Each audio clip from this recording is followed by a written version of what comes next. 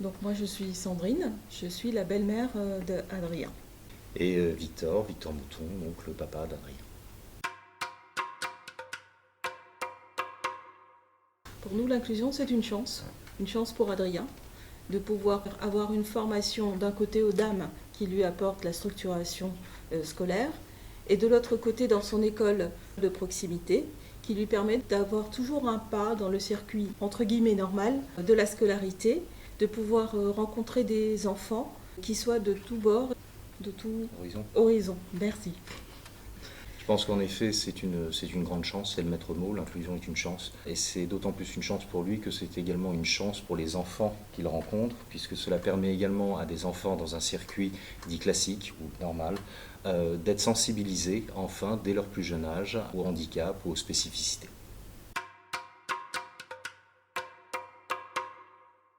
Alors, nous vivons à la campagne, nous avons cette chance, dans une maison où Adrien peut aussi bien profiter des activités du jardin et bénéficier des avantages de la campagne, découvrir tout ce qui concerne l'agriculture qu'on a autour de nous, les animaux. Donc on a cette chance de ne pas être enfermé en ville, je dirais, qui pour moi est formateur pour un enfant, de pouvoir être à l'air libre. Alors, depuis la rentrée, Adrien fait du judo.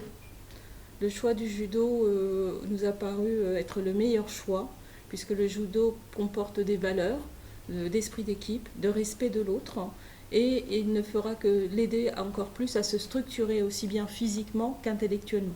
Je pense que, au-delà des activités à l'extérieur et des activités en établissement, les choses ne peuvent fonctionner que s'il y a une stimulation et des activités au sein même de l'intérieur de la cellule familiale.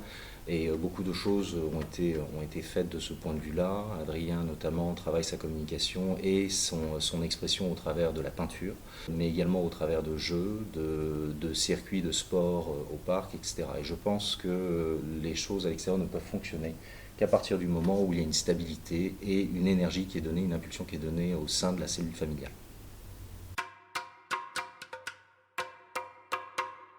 Ça se répartit sur plusieurs types de choses. Adrien aime beaucoup s'exprimer au travers de la peinture, qu'il pratique avec moi actuellement. Ensuite, c'est beaucoup de sport. Donc il aime bien jouer au ballon avec son papa, ses cousins. Et il est toujours intéressé par des activités de construction. Donc il fait avec son grand-père, souvent. Il apprécie notamment dans cette activité-là, non pas l'acte de finalisation, mais plutôt la méthode de construction. Donc voilà, il y a un esprit de savoir comment sont faites les choses, plus que de jouer après avec. Pour vous donner un exemple, je lui ai offert un Transformers.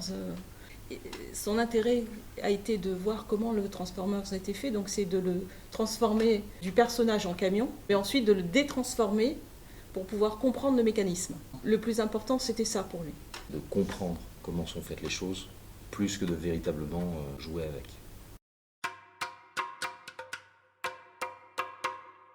Jusqu'à la fin de l'année, il avait 2 demi-journées par semaine dans son école d'inclusion.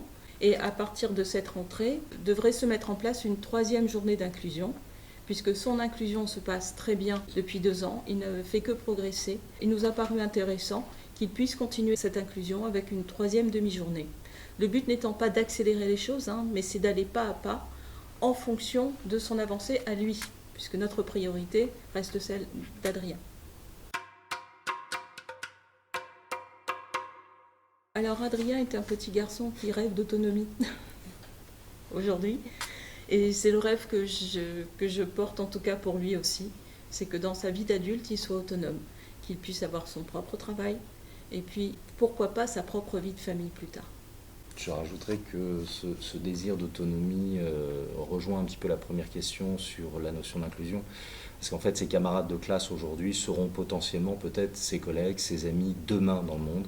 Et le fait de pouvoir sensibiliser les enfants d'aujourd'hui au handicap et à la spécificité l'aideront très certainement, je garde espoir, à s'inclure plus facilement dans le monde du travail et dans la société de demain. Donc cette démarche d'inclusion est là encore une grande chance et dans les deux sens.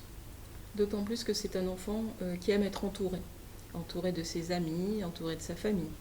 Donc je pense qu'il sera heureux d'être entouré de ses collègues plus tard et d'avoir ce cercle amical que tous on a quand on est à l'âge adulte.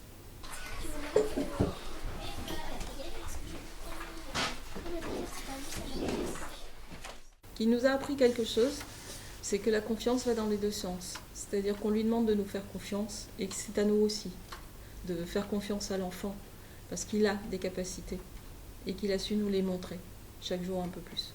Je crois qu'il y a vraiment une transformation des deux côtés, à la fois une transformation des parents et une transformation de l'enfant. Les deux vivent en symbiose d'une certaine manière, avant qu'une réelle autonomie ne soit prise. Et je pense que le regard qui est porté par les parents sur l'enfant est radicalement différent lorsque l'enfant a une spécificité.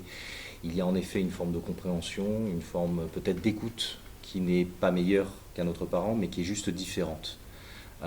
Et je crois qu'en effet, il faut faire confiance à l'enfant, parce que l'enfant nous a également en retour, quelque part, largement rééduqués sur notre vision à la fois de l'enfant, mais aussi de l'adulte et de sa perception de la différence, du handicap et des spécificités. Et ça a été une grande joie de se voir dans l'obligation de se transformer, en fait.